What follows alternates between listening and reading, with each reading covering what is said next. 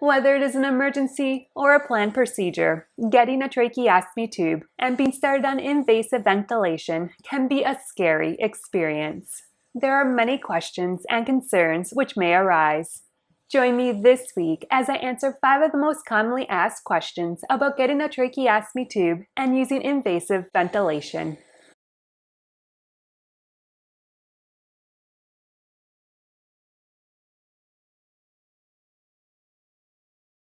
One of the biggest misconceptions about getting a tracheostomy tube and using a ventilator is that they are death sentences. This is false.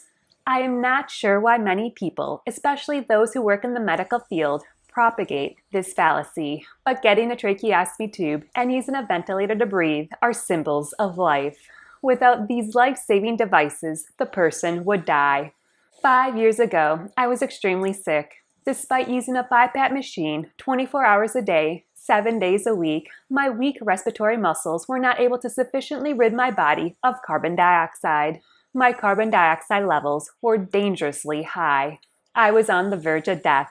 Without getting a tracheostomy tube and being started on invasive ventilation, I would have died 5 years ago. I wish the medical community would stop telling patients a tracheostomy tube and ventilator are death sentences. They are not. They are symbols of life. A person with a tracheostomy tube and ventilator may or may not be homebound. This has little to do with having a tracheostomy tube and ventilator, and more to do with the person's general health. I know people who have few medical problems, and for one reason or another, the person needs a tracheostomy tube and ventilator. The people live fairly normal lives. On the other hand, if a person has poor health, he may not be able to leave his home. Having a tracheostomy tube and ventilator is not the reason. Instead, it is the result of the person's underlying medical issues. For me, I used to leave my home and do activities on a regular basis. However, as my disease has progressed, I now rarely leave my home except to go to medical appointments. Having a tracheostomy tube and ventilator does not mean you have to cancel your travel plans. A person can go almost anywhere. When traveling with a tracheostomy tube, a person should have an extra tracheostomy tube with him. For ventilators, the biggest concern is the length of time the machine can operate on battery. Most ventilators have internal batteries which can last anywhere from 4 to 24 hours. They also have detachable batteries which can last another 6 to 12 hours. Additionally, many ventilators have car chargers which can plug into the car's cigarette lighter. A person's lifespan is highly variable. It depends on many factors such as age and underlying health conditions.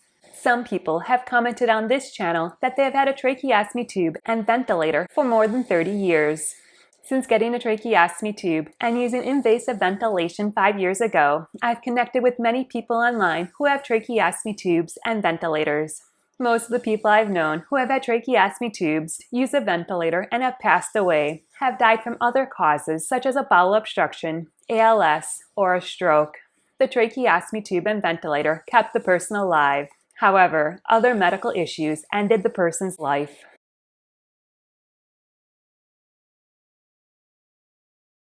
It is a common belief that a patient who has a tracheostomy tube and ventilator needs to live in a nursing home. This is false. Many people with tracheostomy tubes and who use invasive ventilation live at home or with family or friends. In order for a person who uses invasive ventilation to live in a nursing home, the nursing home must have a respiratory therapist on the premise at all times. This precaution is put in place to protect the nursing home and patient in case a medical emergency happens, such as if the person's tracheostomy tube becomes clogged with mucus.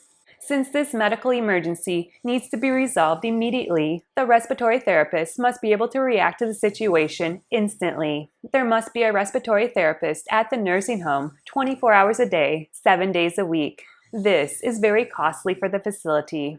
Due to this high cost, many nursing homes do not have a respiratory therapist on staff 24/7. This means most nursing homes do not accept patients who have a tracheostomy tube and use a ventilator to breathe.